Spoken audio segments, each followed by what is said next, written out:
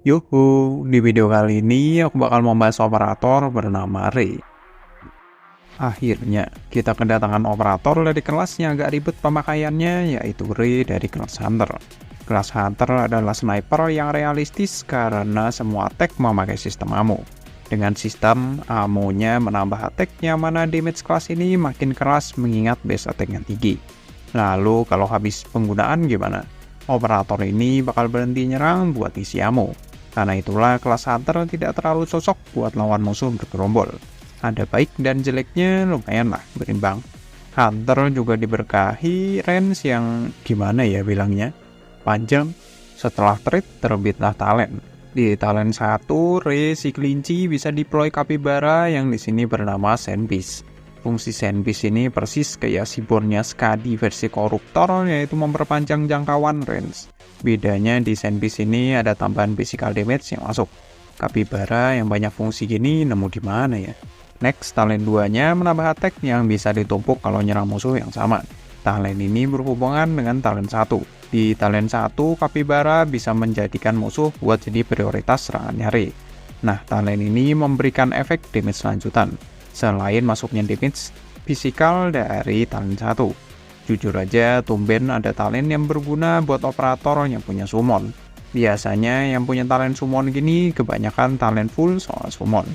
Mungkin karena si Capybara bukan pemeran utama kali ya. Lanjut kita lihat-lihat skillnya. Di skill 1, Ray bisa mendorong musuh dengan physical damage dengan ammo bisa ada tambahan kalau bisa kill musuh.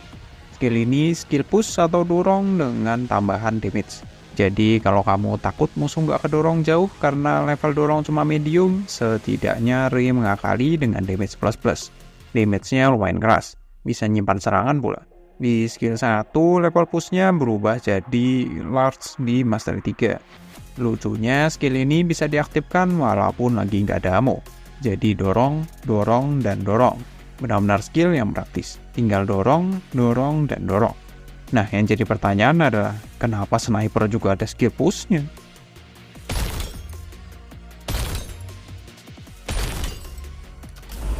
Setelah lihat skill yang entah kenapa ada di sniper, kita lanjut bahas skill 2. Di skill 2, Sandbeast bisa menampung ammo yang dipakai Ray buat nyerang musuh dan dikembalikan ammo ke Ray buat Capybara di retreat. Itu efek pasifnya. Efek aktifnya menambah range attack dan mengurangi waktu redeploy-nya Capybara. Skill ini lumayan menarik secara gameplay. Ray sama Sandbeast punya sistem simpan pinjam. Ray buang-buang ammo, Sandbeast pungut ammo. Jadi pemakaian Ray secara ganas harusnya nggak terlalu masalah karena waktu redeploy Sandbeast dipangkas besar 30% yang mana berubah jadi 40% di Mastery 3. Range bertambah plus bisa jadi AFK setelah nyerang 16 kali. AFK Enjoyer bakalan full senyum gini sih.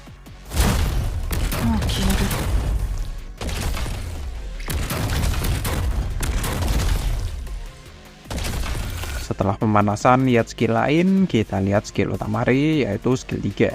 Di skill 3, Ray bakal berhenti nyerang buat ngisi ammo cepat-cepat sekalian nambah range, ngasih damage brutal, dan bind. Kalau musuh ada yang mati sama skill, bakalan membantu ngisi 10 SP setelah durasi skill aktif. Yang jadi nilai plus di skill ini ada di damage single targetnya tinggi, karena penambahan damage banyak banget. Bindnya mencegah target musuh kabur.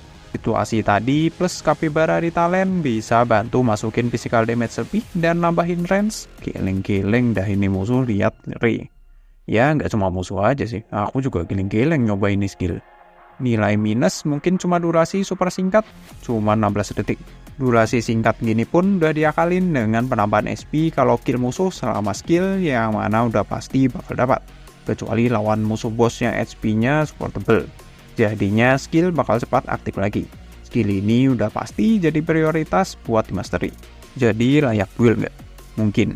Jadi gini, Ray ini sukses menanggulangi kekurangan kelas Hunter tapi lewat skill aja.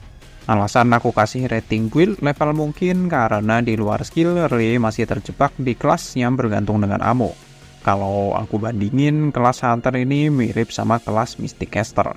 Di skill keras, di luar skill agak menyusahkan. Cuma kalau kamu mungkin nggak peduli gameplay di luar skill atau mungkin mencari damage ganas nan keras, Ray sangat worth. Skill utama yang gampang diaktifkan lagi plus Capybara yang serbaguna membuat kombinasi memburuk bagi musuh.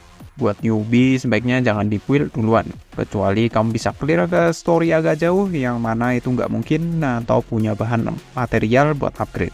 Kalau kamu pengen punya sniper damage keras, bisa di build. Tapi kalau mau dapat damage lebih di skill utama, kamu perlu masteriin skill 3. Nah, di skill 3 keperluan buat upgrade ke level 2 ada bos utama bernama Silicene Prefab. Nah, ini material selain susah disebutkan juga perlu dibuat di workshop pakai material yang mulai muncul di chapter 13 yang mana itu mustahil buat newbie. Cara lain mungkin dapat dari shop event, itu pun kalau muncul di shop event. Sampai di sini penjelasan operator dari Beruang Kutub. Kalau ada salah pendapat lain atau ada yang mau ditanyakan, silahkan tulis di komentar. Silahkan subscribe kalau kalian senang dengan konten ini, kalau enggak juga nggak apa-apa kok. Bye!